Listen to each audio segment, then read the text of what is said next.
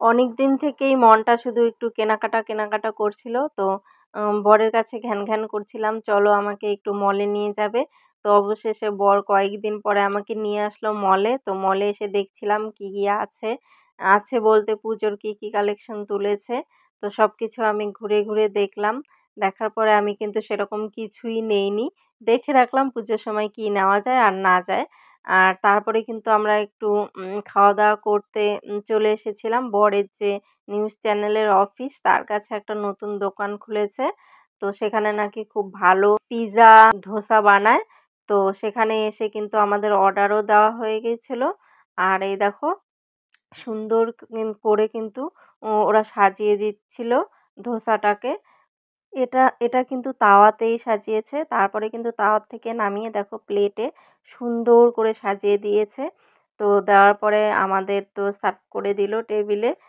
তারপরে এই দেখো আমরা খাওয়ার জন্য রেডি হয়েছি। আমরা বলতে আমি। দেখো এত টেস্টি ছিল ধোসাটা। তো দেখো ১ প্লেট না পুরো ২ প্লেট খেয়ে নিয়েছি।